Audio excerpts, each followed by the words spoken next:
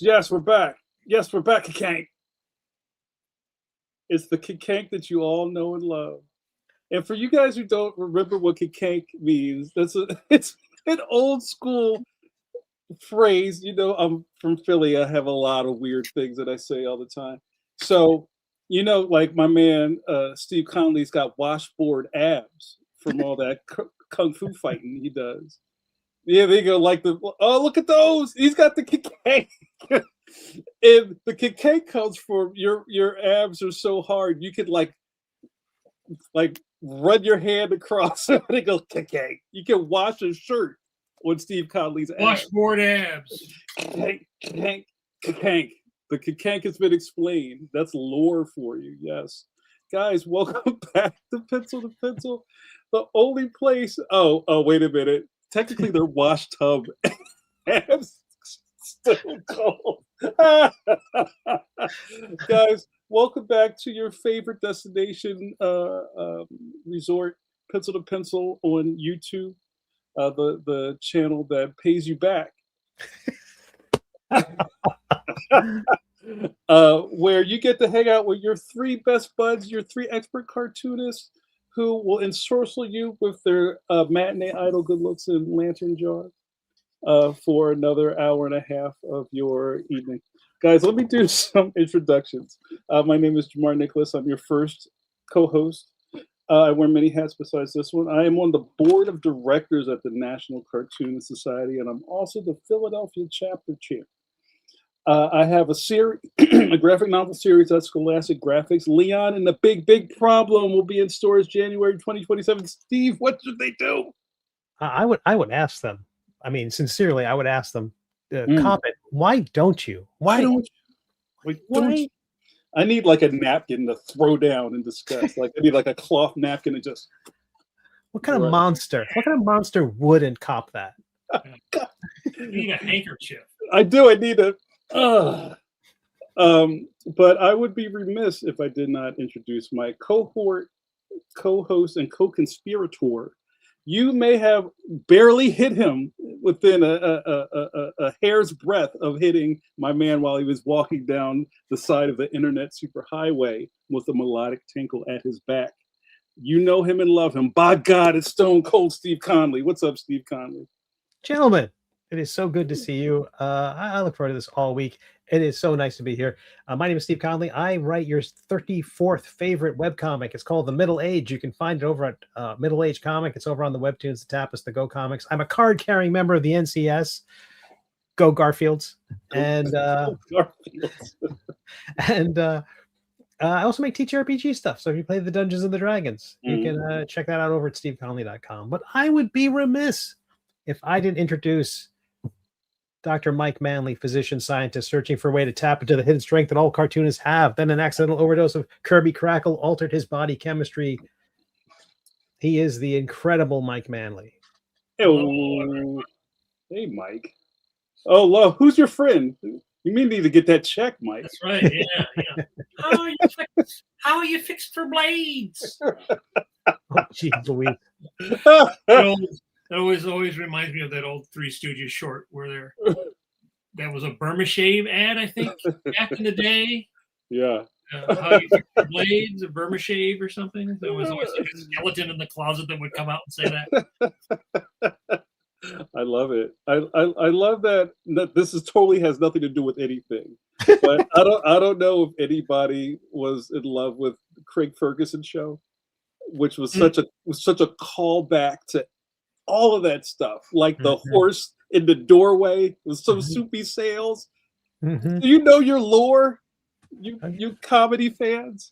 So good. But I'm sorry, Mike, continue. Well, I got it again this week. I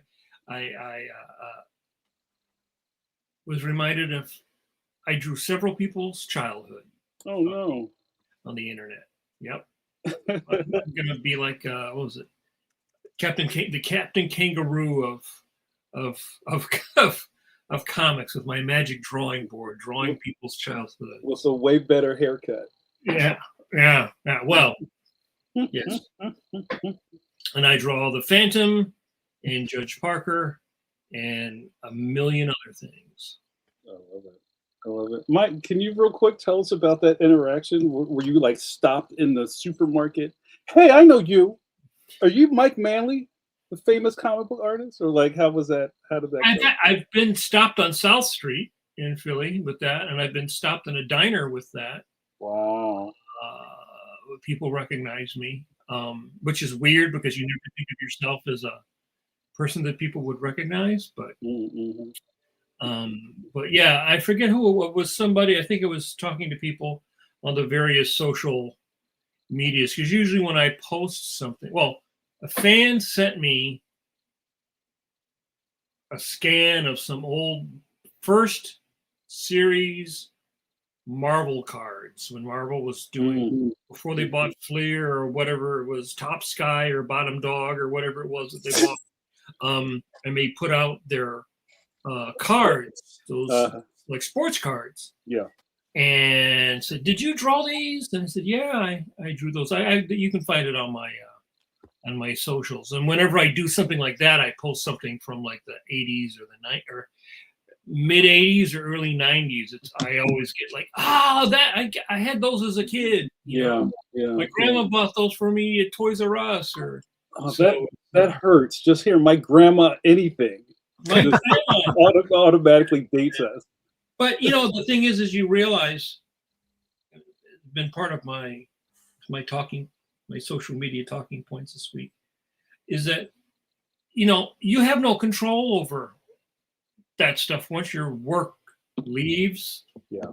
Your studio, there's stuff you work on that drops into a hole and no one ever mentions again, and you think, wow, I really did a great job on that. And there's stuff that you did just because it was a gig, but that was somebody's first thing that they saw.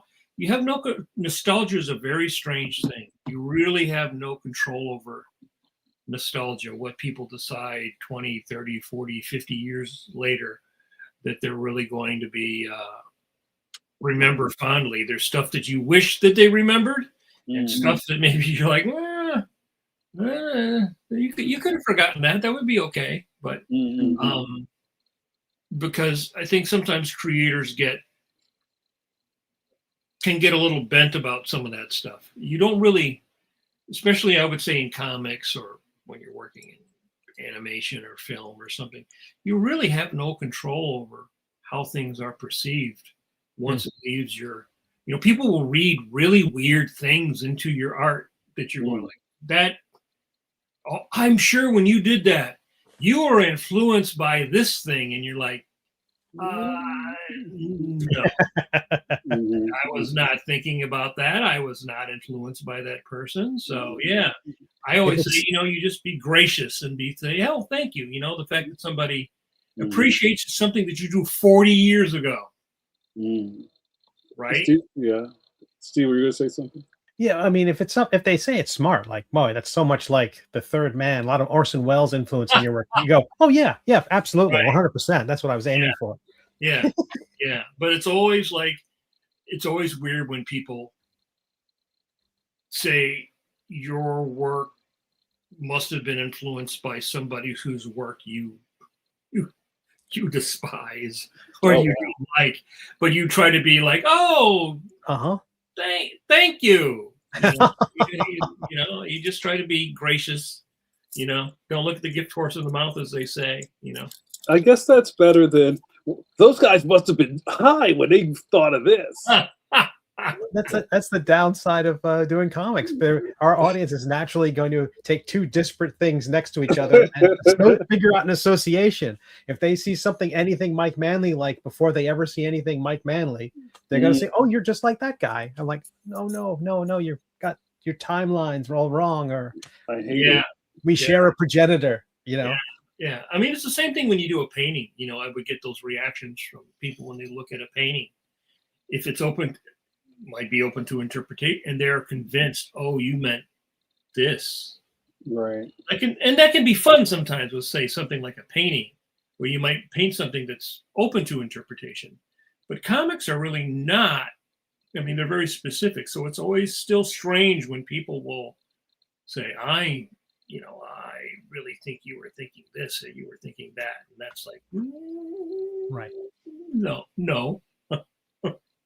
That is funny, but yeah, I always kind of bristle when people go like, "Man, this stuff is so out of control.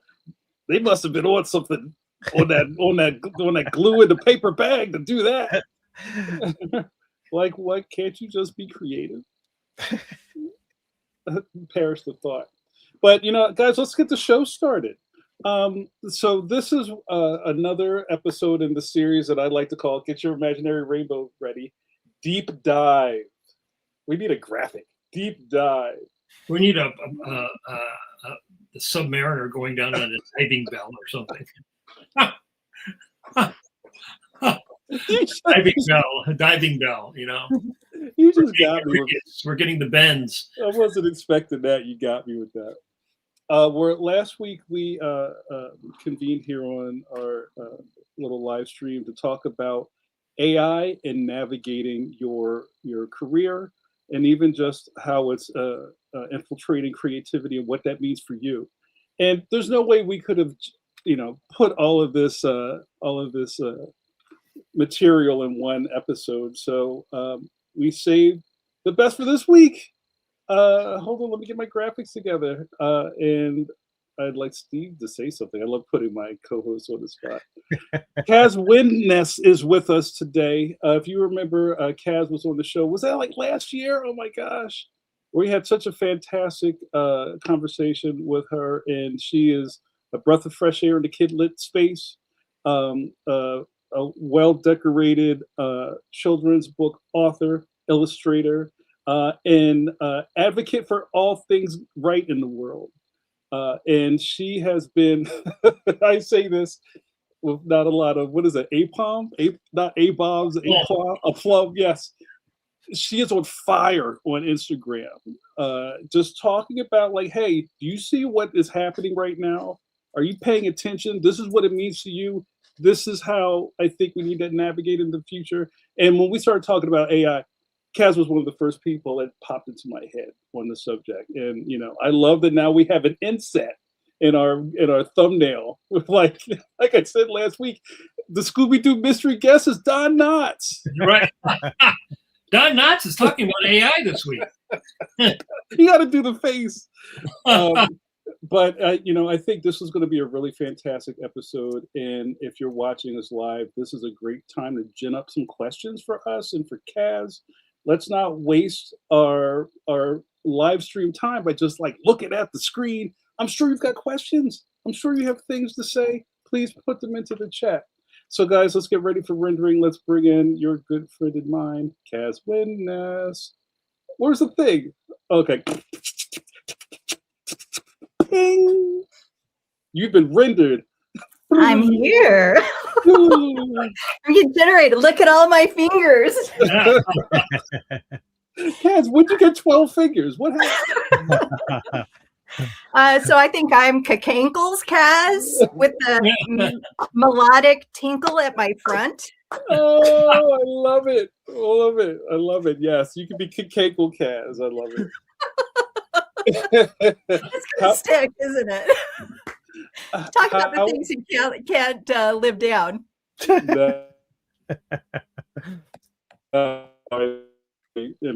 us, we won't talk about that in the hallway. So how are things with you? Busy. I think am I breaking up or we're good? Okay. Yeah, just under lots of. It was me. Okay, good. Just under lots of deadlines and trying to catch up as usual, like good problems to have. I always remind myself that the stress of a deadline is way less stressful than the stress of will I ever get published? So, just glad to have these problems. They're definitely luxury problems, but I'm working on new 5-book series right now, starting with the first one, which means I have to establish the whole world and everything. Tuck Sky, Cat Spy. So just around cats all day, basically, which could be way worse. That's amazing. And if I get this wrong, please correct me. You have a lot of books coming out in a short amount of time. I have 4 out this year, all through Simon and Schuster, and book promotion is a whole nother part of the job that you're really not considering as you're like, yes, of course I'll take on that contract. So my first 2 full-length graphic novels coming out this year, the Time Traveling Chicken series, kind of back to back August and November. So that's great.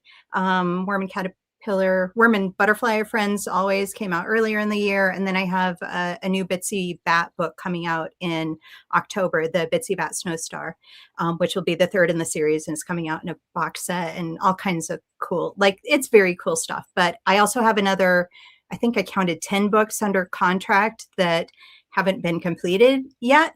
So I need that napkin before I got rejected for 15 years to get an agent. 20 years I had my first written and published book that published.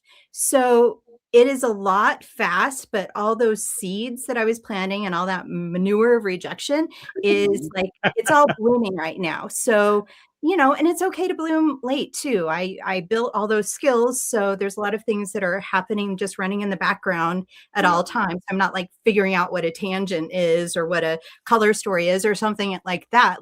That's just happening naturally. I have a natural sense of composition. I have a great critique group that helps me.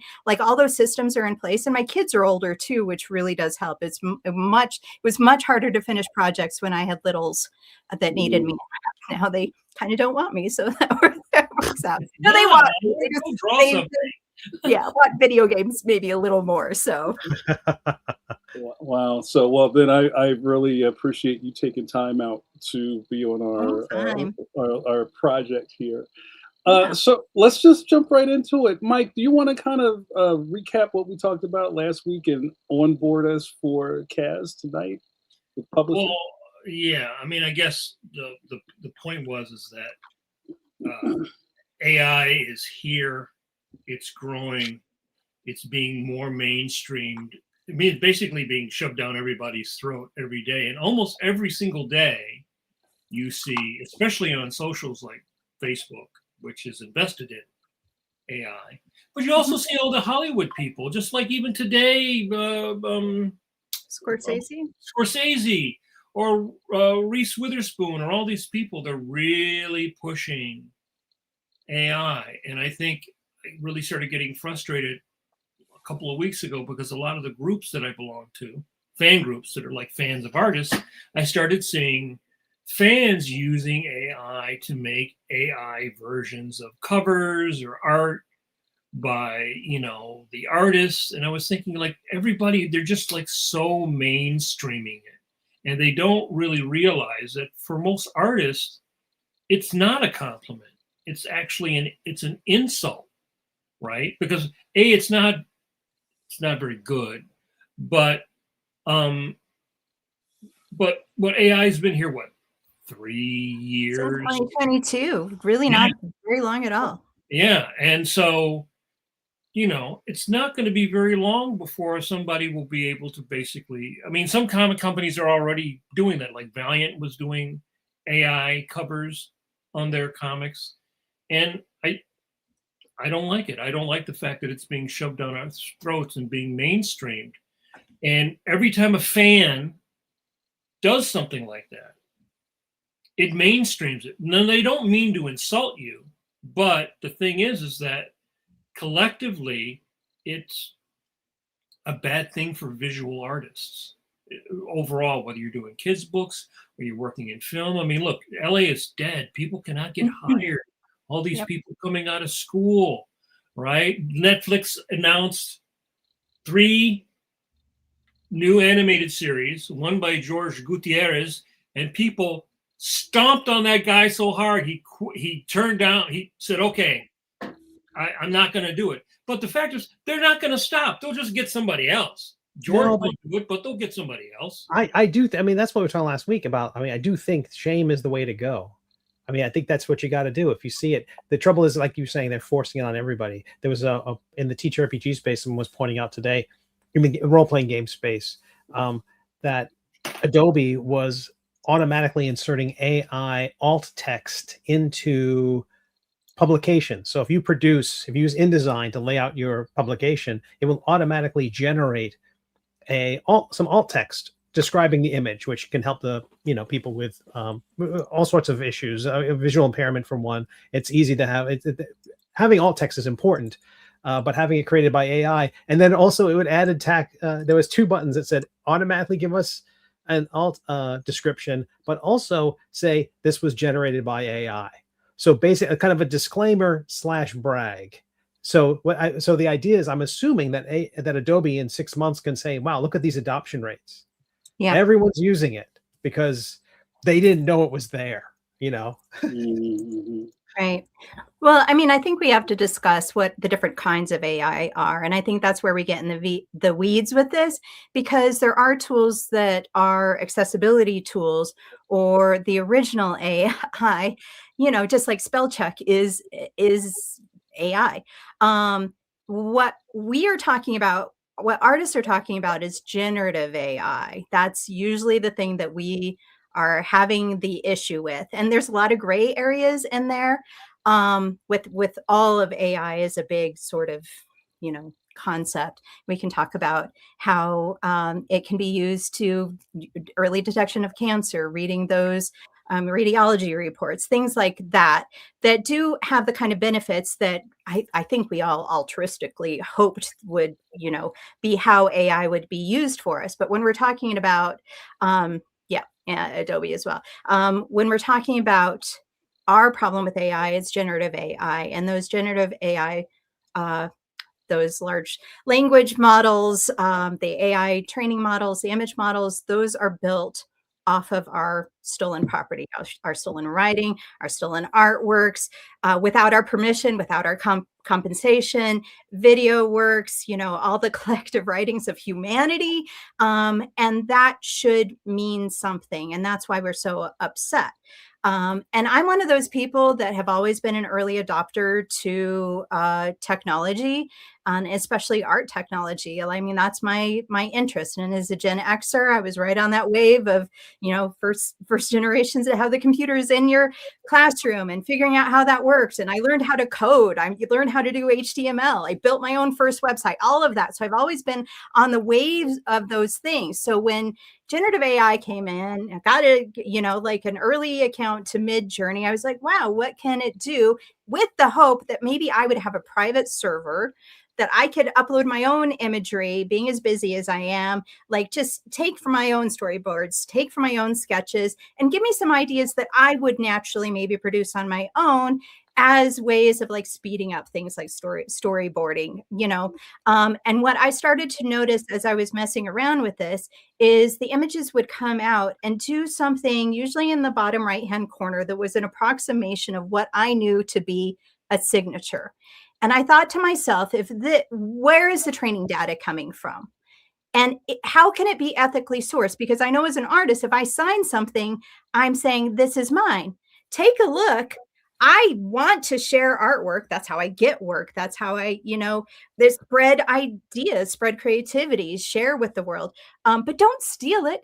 And definitely don't chew it up to train something. So I'm like, something is wrong here. So we started questioning and we started finding that these models had been trained on stolen properties. And for me, that was my whole life has been about advocating for artists. I have been, I volunteered for SCBWI as an illustrator coordinator for 12 years. That's all I did was get out in front and say, illustrators need resources. Illustrators matter. Illustrators need credit. And I was an educator. I taught at a college, art college, for 12 years. Same thing. Like, I would get in between my students and admin and make sure that they had those resources. I want the next generation of artists to have the opportunities that I had and more opportunities, frankly. So this was the thing I said, there's something is very ethically wrong with this, and we have to keep an eye on it. We have to keep exposing it. So, that it just really aligns with my purpose. And that's why I get hot on it. I'm also autistic and ADHD. So it's hitting right in that, my advocacy thing, my special interest thing, it is right in the crosshairs of that. So that's why I go off on it. I love it. Yeah. And then the other aspect of it too is that, like in my case, like I was actually saying yesterday in discussions on social media, I don't own anything. I don't own Superman or Batman, or I don't own the Phantom, I don't own Judge Parker, right? Yet all the work I've produced in 40 something years as a professional 99.9% of it is being used and trained, but I don't own it, right? So Disney owns it, or Marvel owns it, or somebody else owns it, and then you don't even think about that, And so if you have a style, or you become known for a style, which is why they hire you, because you're good at drawing or doing things in a certain way, that gets sucked up.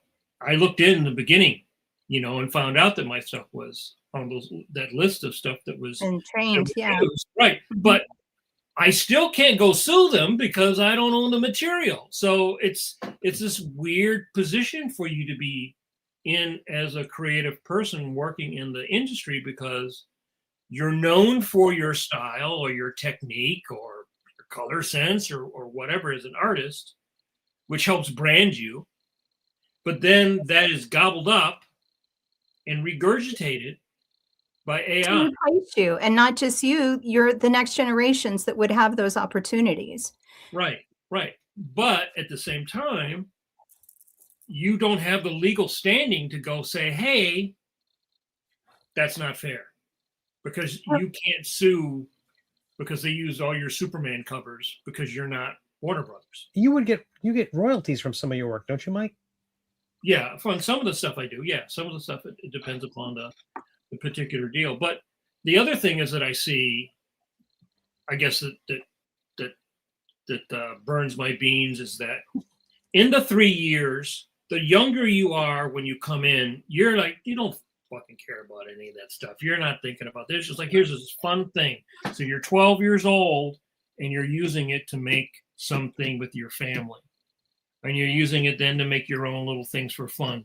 It's becoming mainstream because the people who have no equity in a career have nothing, are using this material in the very beginning. So it won't seem like they're doing anything wrong. So when you say, hey, that thing you did, putting your family on a beach in Acapulco or whatever and turning them all into beavers or whatever, well, that's because it ate everybody's photos on Facebook at a beach, right? Right. And I don't think it's as accepted as we might think. I spent a lot of time with kids doing school visits, talking to kids, and the vast majority of those kids hate AI. They might, use it to create a meme to give somebody some crap or something. But I think they're in the younger generations in particular, they're starting to understand what it does, and they're pushing back on it. So I think there is this other swing to it. And even in fact, if you look at number of registered voters who are skeptical about AI, think that it does more harm than good, it's about 57% or so that are anti-AI, that think it is a problem.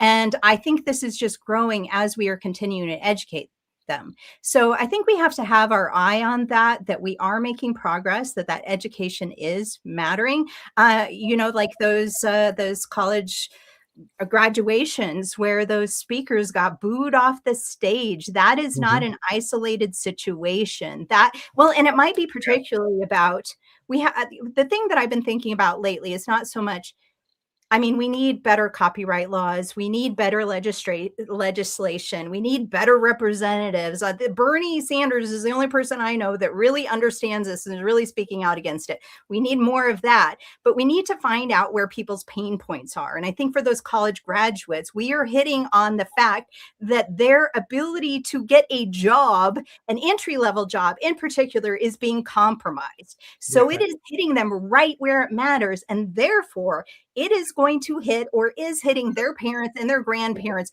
where it matters. You want your kid to be able to get a job and move out of the house, or you want to be, supporting them forever. Right. So I think keeping your eye on where those pain points are and how it really does actually matter on an individual basis, and attacking it that way. Every day several people message me to say, hey, I really appreciate the content you're putting out. I might not talk about it publicly, but I noticed that my community neighborhood yard sale was using an AI flyer. And because of what you taught me about it, I went to the organizer and I said, this is causing problems for XYZ. Would you be okay with me making a Canva flyer that didn't use AI, or using photos from last year, or some school thing where I'm getting the kids to actually draw the pictures instead of using generative AI? So I think that ripple effect, because they're going to go to their community. I can't reach their community, but they can. So I think that ripple effect and that, rolling understanding is making a difference. And we have to stay hopeful, because those AI companies absolutely want us to surrender and give up. It's here. We just have to learn how to work with it. That's why they're getting these big name celebrities to back it, because they're putting money in their pocket. They have an agenda too. It's not altruistic. It's not because they really want women to be boss babes or whatever. They are being paid off. So just finding those pain points and finding the specific way that it can and should matter to that individual. And then if that's not working, I'm okay with public shaming if they've earned it. I'm sharing something, Steve. You can bring this up. I just got this the other day. This is a bill. They're trying to introduce this bill. Let's see if we can make it bigger.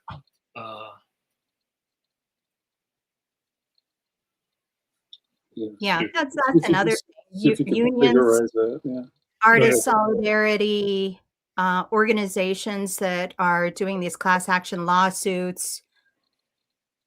Yeah, so they're trying to introduce this bill for the transparency of AI. They're trying to introduce this bill to SAG and the concept people are working to try to make this happen.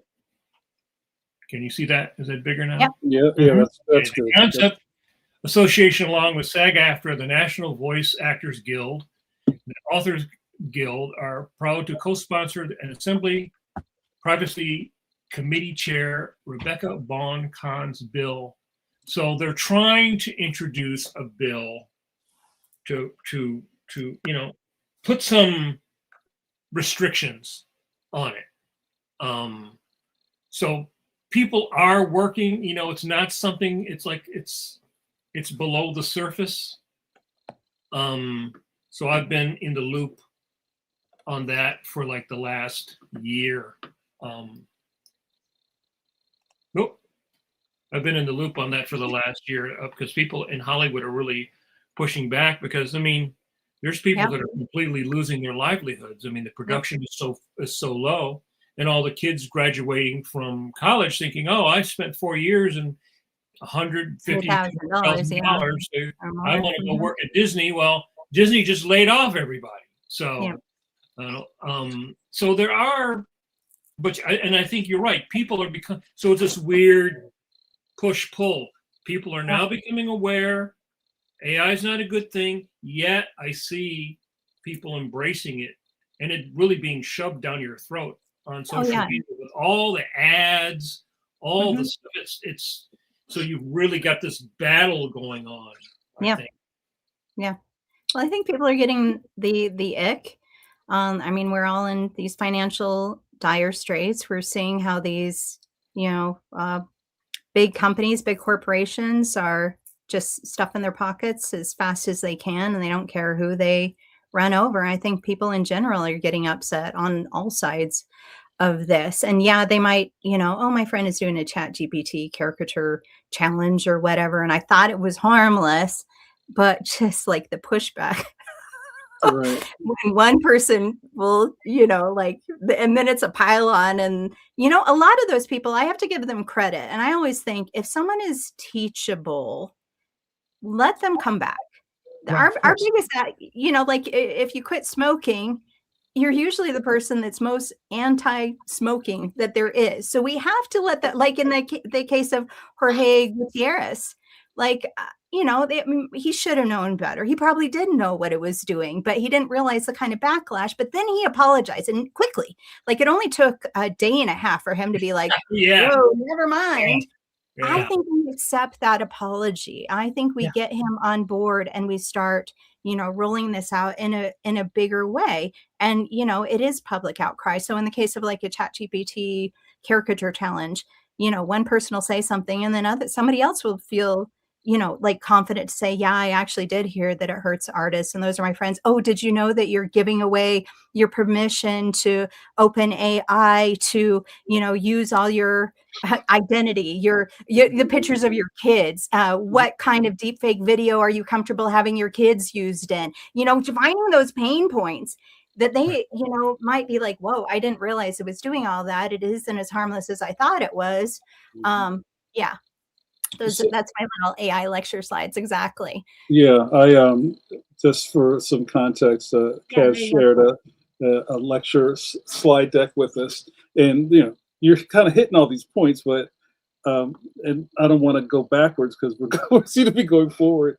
But just really quick to talk about how I think the everyday person has just kind of like fallen into these pit traps, tiger traps, all over social media, like the newest caricature trend that I've seen people do who I thought would know better. That always surprises me a little bit. It's just like, librarians piss me off so much when they do it, like out of anybody. Right, like, oh dear heart, you did that. Okay. And also just kind of how this is permeating our world. Kaz, maybe you could talk about the flyers. I've seen people silently just like give step away from a business because a flyer was made with AI. Yeah, and not silently either. Right. Well, it for a lot of reasons. Like, they're saying, well, we don't have much money, we're just a small business. An artist is a small local business. Anyway, but it corrupts your reputation.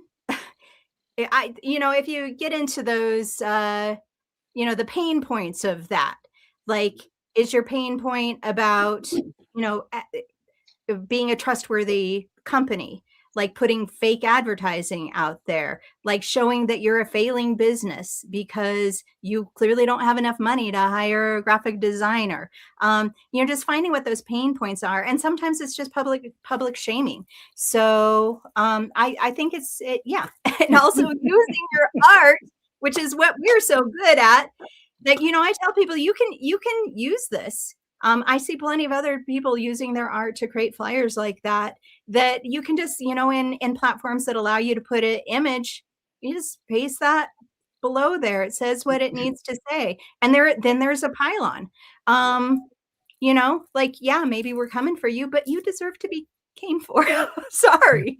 I'm happy to have people be educated and make a turnaround. And I've had that happen, with organizations that get books into the hands of kids and they just didn't know better or whatever, and producing these AI generated stuff that I received in the mail. And I'm like, what the hell are you doing? And then they were like, whoa. We want illustrators to be comfortable with this. We want authors to be comfortable with us. What can we do differently? And then I will hook them up with like local artists that will either do it as part of their, their volunteering or contributing, or for a low price or something that they can really access, and to know that artists are hungry for work right now.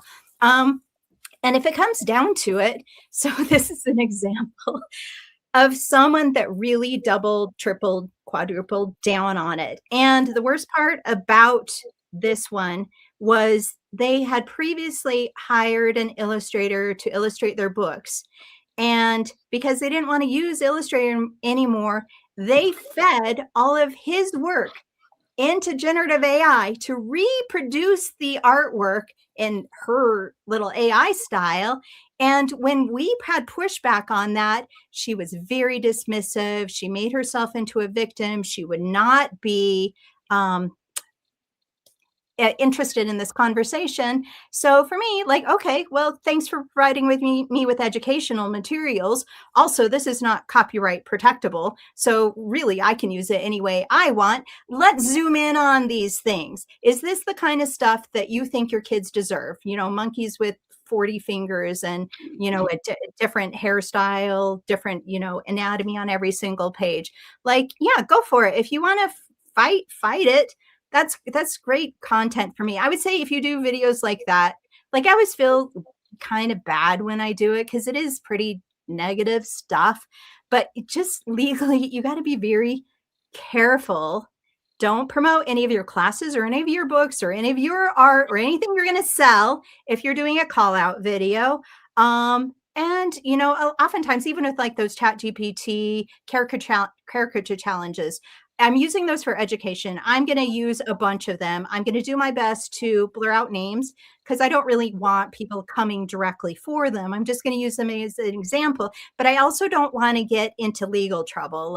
I don't need that. So if you're not attaching it to something you're selling, so it doesn't look like you're using it as a motivation, to publicly defamate or whatever lawyers say. So just be careful about that. If you do that kind of stuff, it's pretty safe to come into somebody's comment section and be like, this is not okay. Kaz, I have a question about that, and thanks for sharing that. We might go back to that again. Because everybody is so, as I like to use the analogy for The Simpsons, when the Krusty doll was sent to evil. Yes. Yeah. Oh, I see the problem. I love you. Is there even space in our culture right now to have a positive kind of outcome when you're challenging somebody on their beliefs on using this stuff, or are people automatically just going to think you're coming for their neck? Is there a way to have that conversation? Oh yeah, and I would try that first, usually. Okay, all right. Yeah, gently edge it. We're talking about these pain points. You can be like, I totally know this seemed like a fun thing to do, and I know it's so hard to be seen these days. I'm just worried about you as my friend, because when you do these kind of challenges, it's actually a sneaky way for these companies to have you give permission for your likeness to be used, for your information to be Yeah. harvested. So you can just find one of those pain points. And if you can come at it gently, I think that is, because people will turn around. I mean, when you get that, like, resistance, they're feeling attacked, they're feeling victimized, it does make it a more difficult problem. The only reason I would do that is if it's earned. Mhm. And as an example, not to turn them around, but as an example. So it might prevent them from doing it again because they know what happens when they do that. I think it's also, you can set out a positive example of like, okay, so this person, was previously using a AI generated flyer, but here's what they did with their kids. And isn't that cool? And isn't it so much better? And just, let's just pile on with some love about them, doing this turnaround and that this is so great and just a positive community sort of effort. So I think there is that, like I keep in my phone, it's probably like 50 pages of arguments.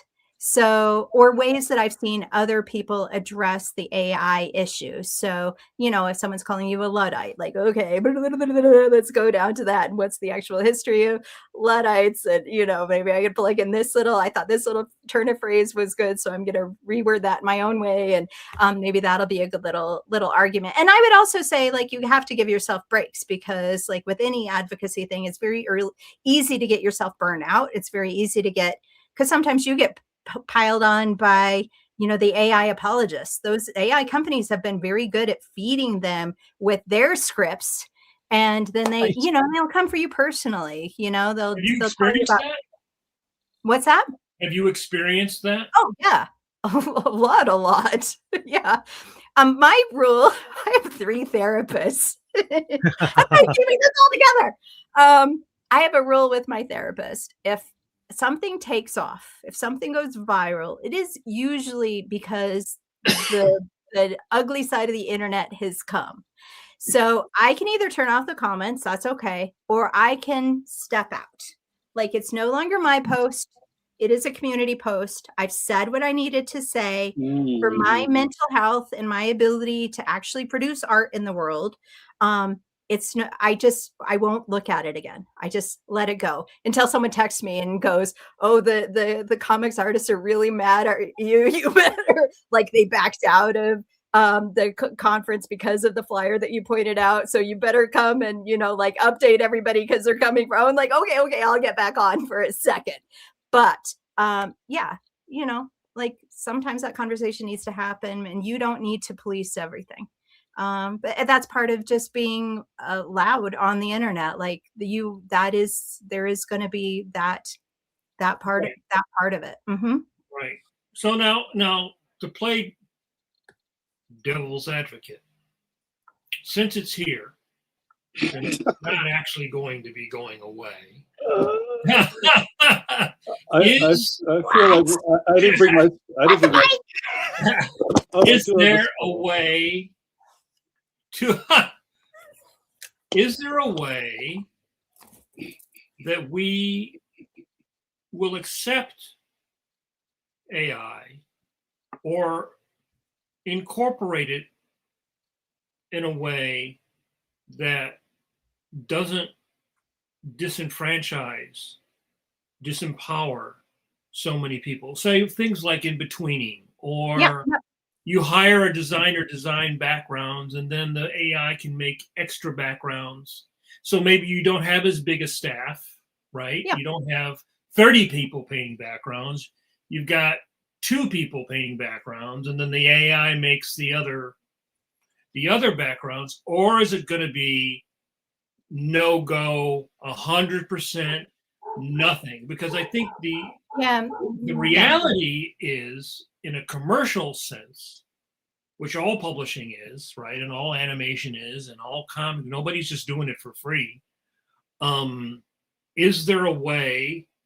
Could Gutierrez said, look, Gutierrez said, "Hey, look, I'll do the thing. I'll use AI 20% for this, but I want a staff of this." And then, is that acceptable, or is it 100%? Hell no, we won't go. No AI. Well, I think we have to have, I'm going to say retribution. I don't think, I don't think that's the right term, but, there is gray area. So ideally, there's some, I forget the name of, like there was a stock photo company that had illustrators come on and donate their work to that limited training model. And they also get a royalty off of it every time someone uses something in their style. So they upload enough work and enough of one style that someone can come in and say, "Oh, I really like this style, and I'm going to pay $20 in order to produce 10 images," or whatever coin system there is. And then that artist is going to get a payout, and then there's going to be like these popular, popular project sort of things that they can pull from, and maybe they're buying a subscription, which means that they can pull from it. So, I personally wouldn't want to do that as an artist, put my stuff into that, but I think that could be ethical AI. I mean, it's just like any sort of stock image sort of thing, or even writers that would contribute their writing. Harper Collins early on was, part of what they were saying is, hey, we want to explore AI. We want this as an option. And so they came to their authors and said, you can opt into this. There is a limited number of years. Here is what it will be using, like what quantity of your work will be used to train this model. Here's what the output parameters are, and you will get paid. I don't know if it's like 3,000, maybe it's 1,500 to the the agent, or I don't remember what it was, but there was a payout for that, but there was an opt-in. So at least people had the option to get payment and to opt in. I think it's selling out personally, but I can see a world in which there's permission and there's payment for those training materials. Then there might be an option that is ethical. But I also think there should be labeling. There should be, because there's going to be plenty of the public, the consuming public, that would not be interested in supporting that. So, recently, was it James Daunt, the CEO of Barnes & Noble, said that in an interview, he said he would not be against AI written, is what he said. AI written books being sold in Barnes & Noble as long as they were labeled as such. And there was a huge outcry. He had to clarify his statement, saying that his concern was with banning.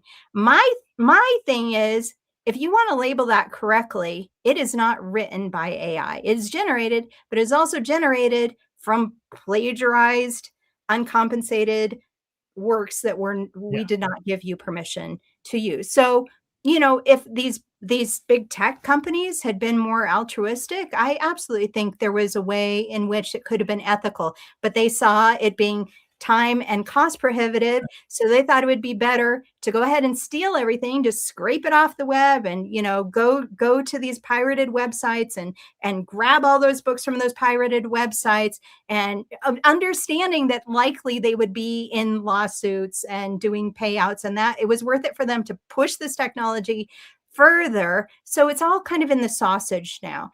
The bill that Bernie is trying to put up, I don't have that exact verbiage, but his thought is that these tech companies should be paying not 50% of their profits, but 50% of their stocks, which he sees as more valuable, to the public, and have public representatives that can have say so, like can put stops in place if they see it becoming compromising humans in some way. Like, we have to have some stops in place, but also, since they've taken all the human knowledge for their own uses, there should be a social pay.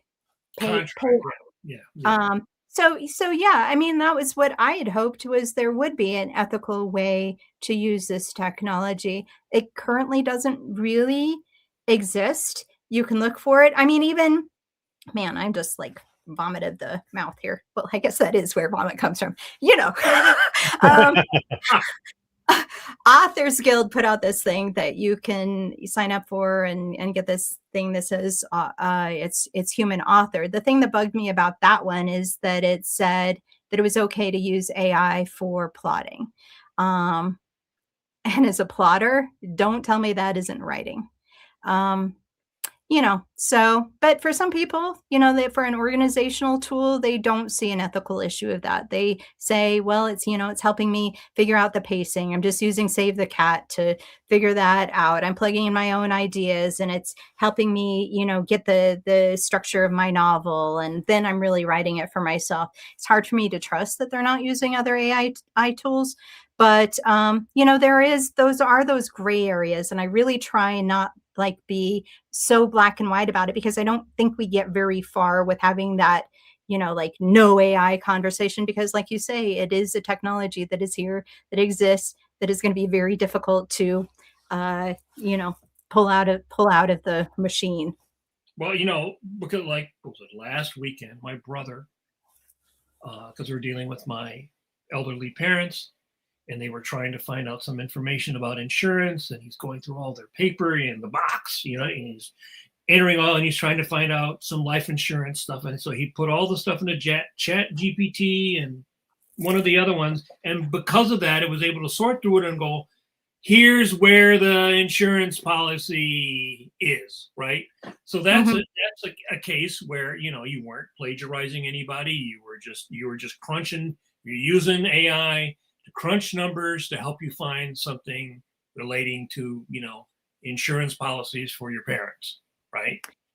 It's different if you say, I want to write a book about a cat and a dog on the moon, and then you put in the stuff that you like, and it spits out, its version of or versions of that. Now you could take that, and then you could say, well, I don't like this and I don't like that part. How about you mix this part in? And so, again, to me, the real question always is if you're using AI, and this is something I have not seen yet. I have not seen a court definition of what percentage of human creativity or interaction or participation in a particular work of art has to be present for it to be considered human. Can you use 10% of AI to just give you a springboard, and then you take it, and you freelance it and you make your own thing? Is that bad? Is that not human? There's people saying, we need to define this, we need to put up guardrails.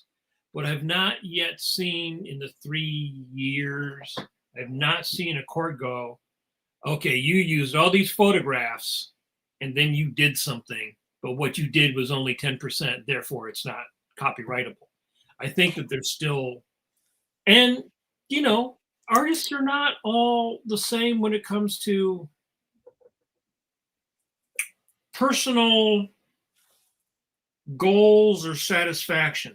Right? Like some artists want to achieve a set of skill, and that's part of their enjoyment, and part of their goal is growing and getting better and, moving up art mountain, as I call it. And other people like, hey, if I can take shortcut, go up to the top of Mount Everest, I'm there in a minute. I just want to be able to do it. I don't, the hell with all that, packing at base camp and everything else, They'll build the escalator on the side of Mount Everest. Yeah. And the other part that fits in too is that one of the things I really you realize is how uneducated most people are about art, right? Right. They don't have the visual. Like I just saw a thing where they did the Avengers versus the Justice League. And some guy did an AI thing, right? And it's like 5 minutes of them fighting each other, right? And it was really boring. It looked just like the characters from the movie and everything else.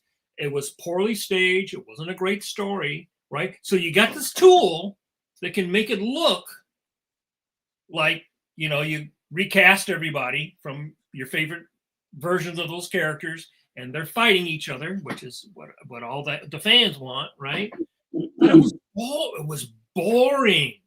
It was boring. Yet that's the kind of thing, it's satisfying enough to people. That's to me always the dangerous edge, is if people are not educated on art, which most people are not, because we don't have great arts. Many schools have very few art programs. So you get worn down because you get used to seeing slop that seems like it's good enough, right? It's not mom's homemade mac and cheese, but it's yellow and it tastes like cheese. Well, I mean, some people do like eating vomit off the sidewalk. That's fine. We're not going to convince them. I think, when we're talking about copyright law, we are setting those precedents, and there are cases in court that are establishing what is transformative, what establishes human artwork. I think we've been having that conversation about percentages for as long as I've been in art. And the reason why copyright law has not specified that, because there is nuance to that. It can be a case by, case thing. I think when we're entering, we have to have new discussions about this. We have to have new cases about what is copyrightable, what is infringement, what are the ramifications of that. And when you're talking about, massive studios like Disney and Marvel, like they have their ownness, like they've allowed fan art enough, maybe not Disney as much as some of the other ones, but like an understanding of what is fan art, but starting to understand what is compromising their brand. Like, do they really want a shitty Marvel movie out there that can confuse the public into thinking that's actually what they're doing? Or, maybe it looks like a film trailer, which makes people think that Marvel's really gone downhill and they're not going to go to like that's their deal, their pain points, and obviously ramifications. But like, I think you have to address people on a person by person basis, and also just that visual education. Like, that's so many people are like, well, I didn't know that it was AI, so let's slow it down, let's zoom in, let's do the post-mortem. Let's take a look at that thing, and we can still point out a lot of those things. So we're not going to get everybody. There's always going to be people that they don't want the nutrition, they don't want the real deal, and that's okay. But yeah, we'll get the people where we can. I was thinking, like the Obama poster, the Hope poster is an example of, I always heard coming up that if you use swipe to do something, you had to change it more than 30%. If you change it more than 30%, that was what I always heard, right? So if you change it more than 30%, you wouldn't get nicked for copying something, right? Yeah, it's transformative, but it's never had an actual percentage. That's actually not a thing that's really been a part of copyright law. Right. And we have interesting justices now, which kind of leans to the side of whatever the current ruling class is. But yeah, so the copyright law is definitely catching up, but catching up slowly, and we are having some legal wins and court cases that are in the system right now, that are starting to set those precedents. I feel like all this talking about like addressing it with people, like an individual, like a friend from high school will share something. Hey, look at this cute way it's changed the portrait of my dog. Like that's a battle not worth choosing. Yeah, I agree. But I think the focus for me is like focusing on the platforms. Like Kickstarter shouldn't allow it. I mean, they can allow it over in their 3D printer section, when it's talking about actually like scientific and technological things. But in terms of generative art and writing, creative endeavors, I feel like they need to ban it from their platform the way BackerKit has. And some of them are. We are seeing that. Yeah. And I like how Pixabay has you can sort their library of, they have the category of include the AI stuff, but also you can view the authentic stuff. And I really like authentic as a label. for non-AI stuff.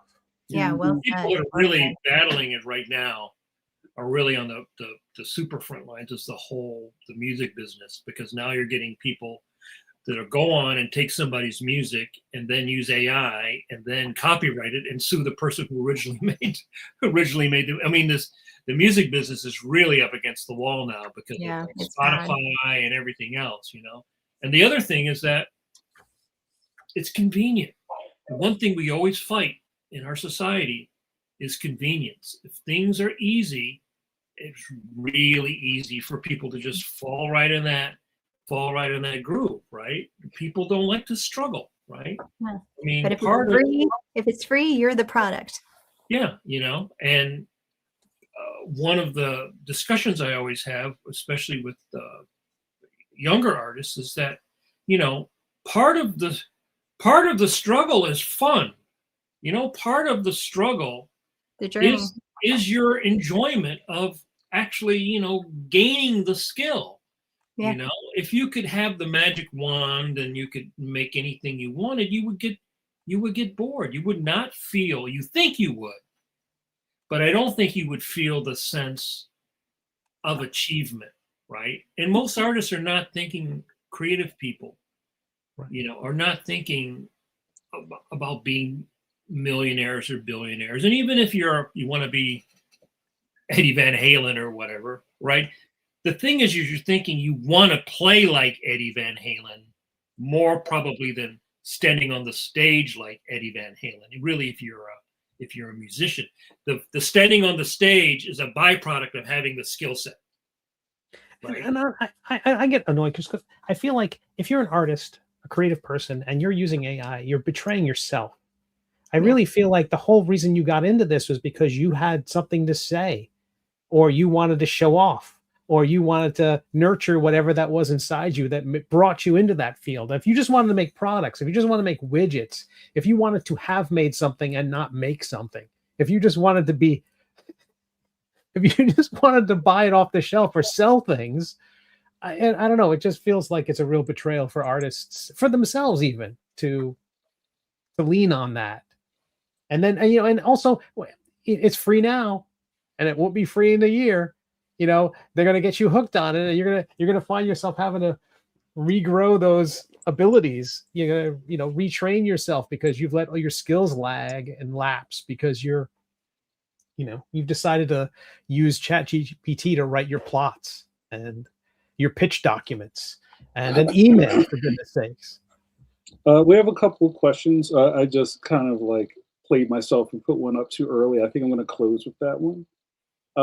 But there's a couple in here, and this is a good one. We'll go with this. Our good buddy Tio Michael. What up, Tio Mike?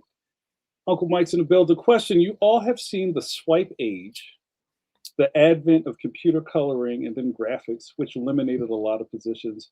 How does AI compare to that? That's what I've been battling with. Where that is, this TV from radio?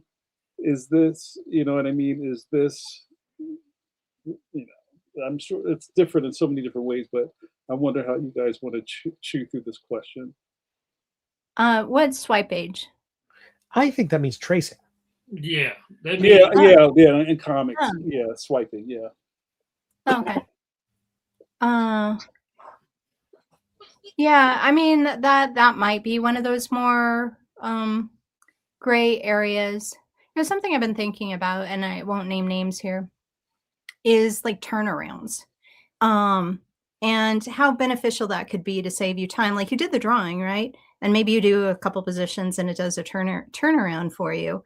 I think that could be a good use for AI, but the problem is, I had someone take one of my characters and put it into something like that because they wanted to do a 3D print, which it's a good idea. It would be a helpful thing, and it looked really cool, to be honest.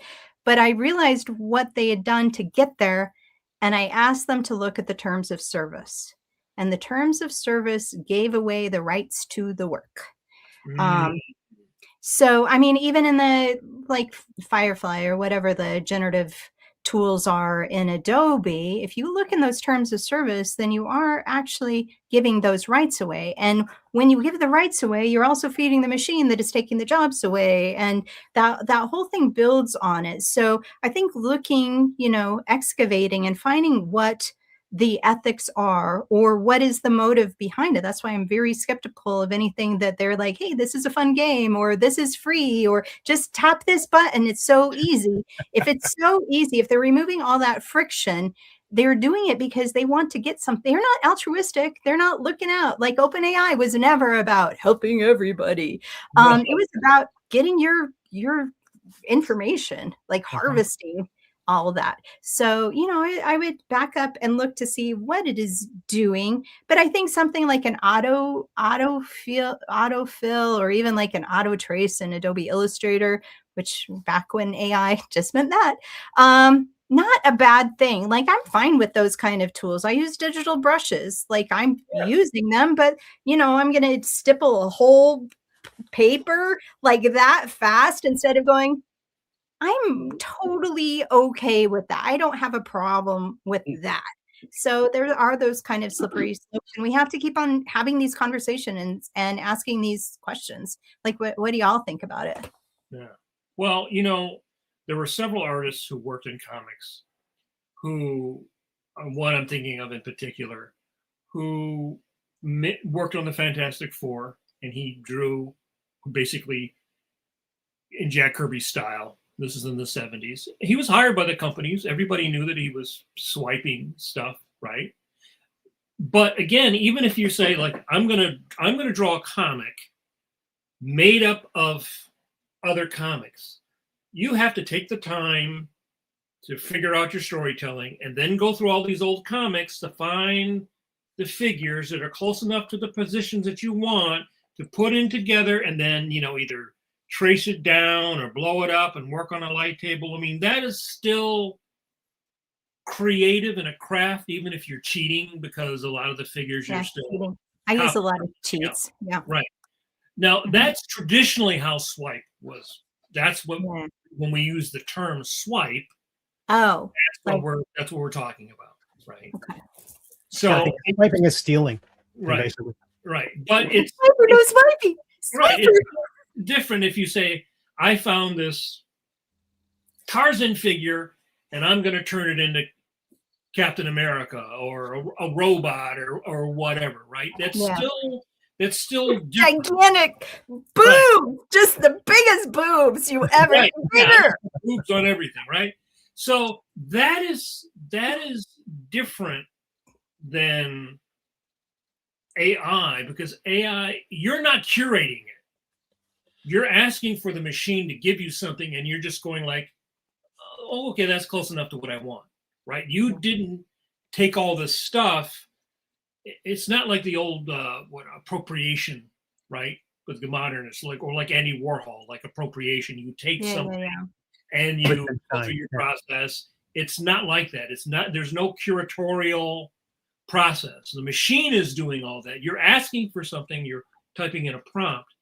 That's completely different. I mean, I liked Rich Buckler's stuff as a kid. He did that stuff, and he was hired by the companies to do that. They knew they wanted him to draw it's like if you draw Mickey Mouse, everybody draws Mickey Mouse pretty much the same way. That's the job of the artist when you work on Mickey Mouse, is to draw Mickey Mouse in the same way, right? Mm-hmm. So if you've got to swipe old Mickey Mouse drawings, that's part of the job, right? Well, and that's part of how we learn is tracing or copying the masters or something like that. Yeah. But it's not AI. AI is a private effort. Yeah. AI is not there's no curatorial process. You're not saying, hey, AI, here's all this. I mean, that's what the studios were trying to do. They were trying to say, here's our library, AI. Boom. Now we want you to make all this stuff. And then they found out that they couldn't because they didn't have enough stuff. Yeah. Right. Also, it's a very big difference between those other ways of improving speed and process is that you're uploading something and downloading something.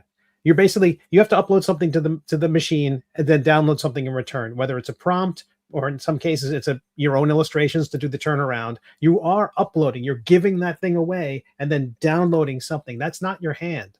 That's not you. It is you can't do it offline. Oh, the internet went down. No art today.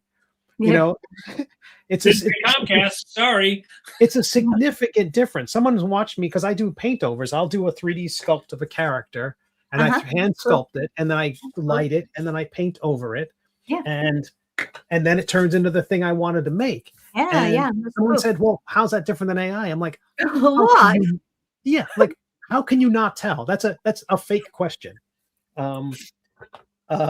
So I feel like the process is quite a bit different, because most people say, well, you're learning, you spend your whole life learning, and AI is just learning. I'm like, it's different, dude. It's it's not, or at least I'm sorry. AI can never move forward. It's not creating anything. It's based on algorithms. It's predicting what it thinks you would want based on what it's been fed and trained to produce based on those particular prompts. There's nothing human or thoughtful or creative in that. It's not aesthetic. It's not aesthetic. It's not magic. Even if they try and make you think it's all magic, that's not what it's doing. And that's why it all looks the same. It all has that kind of wet, weird look, because it's just this kind of compromise, this weird, wet compromise.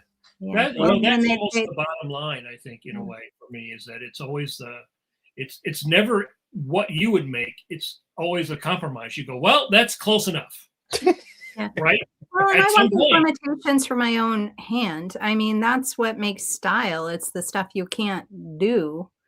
And your handwriting, and also your frustration. And then it makes it interesting. Like, the mistakes make it interesting. That's what Mobius said when I interviewed him. He said, somebody asked him in the crowd, what do you do when you make a mistake? And he goes, I call that style. Yeah. Well, it gives you opportunities. Like, I signed a bunch of books and I'm usually messing up that drawing, and I'm like, well, I guess we're doing a whole new thing here, but it like opens up possibilities. The mistakes make it interesting.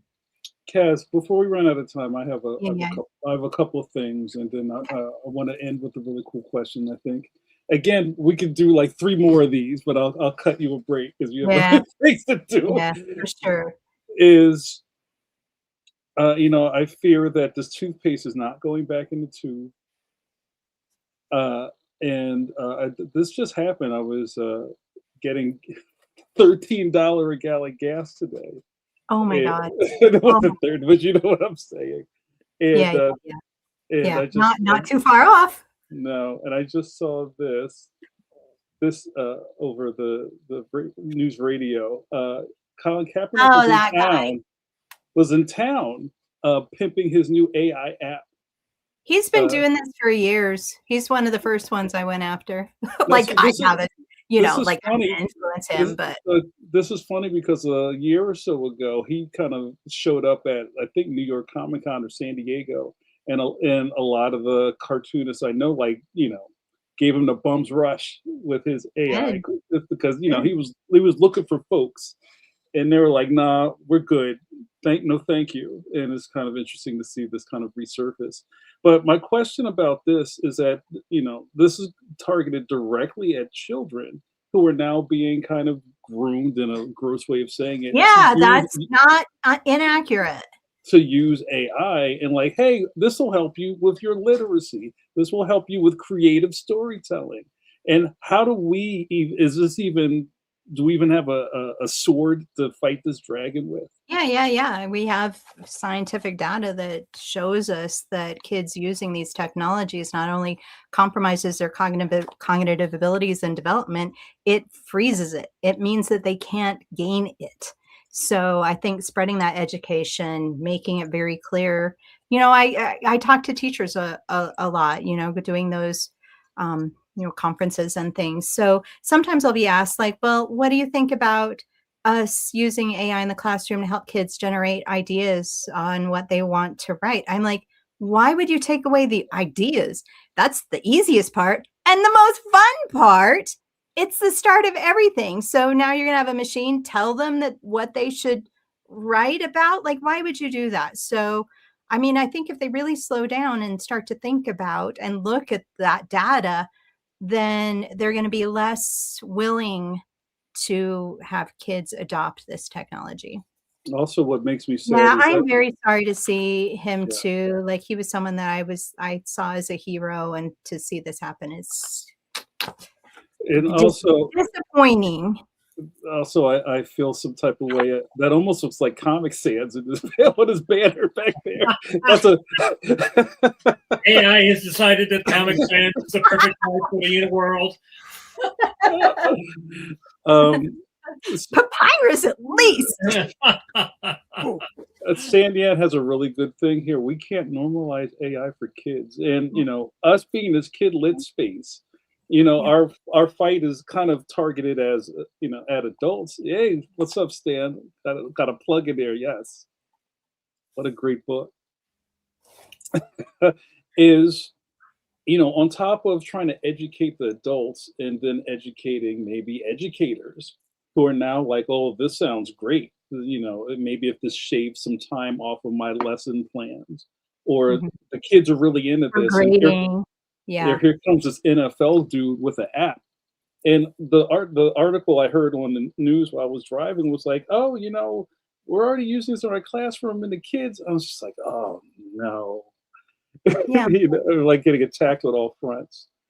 Yeah. You know, I generally, kids are not, like, there's going to be exceptions to that, you know, and then there's going to be those companies with all the tech companies with all the money. They're going to be driving this with celebrities and with these big, you know, personalities to legitimize it. But you know, I think kids humans at the end of the day do want to feel like they are creating their own stuff, like Mike says. You know, and having them touch grass, like get them in the camps. Like Stan does these graphic novel camps that are really cool, and you know, kids wanting to actually draw, or like feeling encouraged and having that accomplishment of having made something that was your own, like creating your own character, and you know, coming up with your own jokes and all that stuff. Like, you know, and that's part of why I love school visits, is to get in there and show them, like, you know, my first drawings are just the beginning. They're not that great, which means that they grow into something. I would want to show you that, and how much fun it is once you practice, and you know, just like, and then giving them the printouts where they can learn how to draw characters from shapes and how to make their own characters from shapes. I think there's just so much satisfaction. It's so innately human to tell your own stories, and to draw pictures has been something we've been doing since we existed as humans. I think we come back to that and give those kids more opportunities to create their own thing, and they'll see how much they like it better. I mean, we're not going to be able to win everything, but I also think we can't give up just because somebody like Colin Kaepernick is doing something dumb and gross and frustrating and disappointing. You know? Yeah. About 10 years ago, I taught a summer class for kids. It was like a week-long intensive. And what I did is I had big butcher paper that I put up along the wall, and I started a comic strip that everybody. So I just drew a panel, and then I said, anybody wants to draw the next panel? Yeah. And then, you know, at first it was slow, but then once a couple did it, then everybody wanted it, right? And they drew this big, long, and every once in a while it would kind of, you know, they would kind of slow down. And I go up and I would draw another panel. Then everybody would. And the thing is, if you can remove the fear of making a mistake, because everybody has ideas. Yeah. But most people, even in college, it's like the critique, right? Yeah. Everybody's thinking that's good or that's bad. They just don't want to be like the first person to put their hand up and go, I think. But if you can remove that fear, these are all kids like 8 to 10, 11 years old. They're super creative. Naturally. Oh, yeah. You know? Yeah, well, and I like to show my, you know, my sketchbooks. Some people put up these sketchbooks that look really gorgeous, and that's great. But I like to show them that this is messy. This is just mine. It's ideas. Like, nothing in here is good, but this is where the good stuff starts. This is where the good ideas come in. And I mean, there's just lots of banana butts on this page. Like, yeah, don't be precious about it. It's really okay to be messy and human. And that's the other, if we want to have a positive bookend on this, like, I really do think there's that counter reaction. Like, people are saying they're being forced into using these machines that will produce it for you, and it looks really fancy or whatever. It doesn't look good to us, but it looks fancy to a lot of people. I think we're having a counter reaction that we want it more human. We might want it less messier. We like the stick figure. We like, like unpolished stuff. So I do think there's this counter push to it. And I would also say in publishing, which unfortunately we didn't get very much into, we can definitely do this again. That there is that trending. And also, like, when you're submitting stuff, when you're querying, a lot of these publishers and agents are on high alert. They don't want to get in the weeds with the AI thing. So when you're pitching, be more human. Just explain your story like you would explain a book to a friend. They don't want these puns. They don't want these frilly things. And also get to know the language of AI, the tendencies it has. It does have handwriting, both in art, both in illustration, in writing. Go the other direction, and be careful not to use those things. Like, even if we have to sacrifice an M dash here and there, just staying on top of it and, going a different zagging. Yes. Mm-hmm. Yeah. Human. Yeah. So this was Crossbones Flag 40, who I preempted this question a little early and we're talking about this. I'm glad it all kind of lines up. He asked, I wonder, how do we get an unaware person to care about this? It's like trying to scratch a river. I like that. Yeah. Well, I mean, I don't think you're going to get everybody. And there's that whole thing about hallucinating. Like, I know somebody who thinks that they're speaking to the fifth or sixth dimension through Chat GPT and channeling, like, and so maybe because they care about the environment, I might be able to have a discussion with, well, okay, so when you're downloading this channeled session from Gliptar in the sixth dimension, it still is drawing on energy consumption. Like, one prompt is enough energy to fill a whole phone, and look what it's doing to small communities with these data centers. Like, finding those pain points. But I don't think you're going to get everybody. Some of these people you're not going to get to, and I've just had to start, unfriending and blocking in some cases because it's too triggering for me. I'm too knee jerk wanting to do something on something that's never going to make a difference. But, again, if it's your mom or somebody, find what they care about. And maybe it's you. Like, Mom, do you know that when you use Chat GPT, it's actually using my stolen artwork, and it's making it really hard for me to make a living. You remember how many years I was working towards this, and, how much this means to me? Like, you are hurting me when you are using this. And that might be a point that say, oh, maybe I'll think again about going to the Chat GPT. And, so yeah, you have to know the person. Did anybody else have an idea on that? Yeah. I mean, I think you try to reach people on a human level, because if you attack people, which sometimes you feel like you want to, but you realize that then their shields go up, and then it's really hard. So, like you say, some people you're just not going to be able to reach, right? But I wanted to ask you just a little bit on the publishing. You see, big places like Amazon are just full of slop, right? Mm-hmm. They're just and they're starting to limit it to, you can't publish, I think it's like more than 3 books a day now, so that's great. Right. So how does that affect regular publishing if there's so much glut of AI slop? So you just want to get something on, I don't know, Little Bo Peep, and there's 9,000 Little Bo Peep books. What are the publishers doing to try to, to get out of to mitigate that? Yeah, it's a good question. I mean, it does make it harder to cut through the noise for sure. And people that just want the cheap thing and the easy thing and they don't care about quality might go for that. But I think publishing is doing the same things publishing has always done to try and get those books to rise to the top. And that's through, getting the reviews, getting book influencers to talk about them, getting on lists, getting awards, getting some buzz going. And really, like, now that I've had enough publishing, it's a numbers game there too. And I'm not probably 1 in every 5 books is going to be like a bigger or more successful book. But once that one hits in a way, then people are going to start looking at my backlist, and then that kind of raises the water. Yeah, so I think they're doing the same things they always have. I think the thing that we need to keep an eye on is publishers trying to be AI adoptive, because usually they've been relying on their backlist as being the thing that's really their big bread and butter income. And now they're like, oh, but maybe if we used our list to create new products that we could sell more easily without having to pay an author or an illustrator.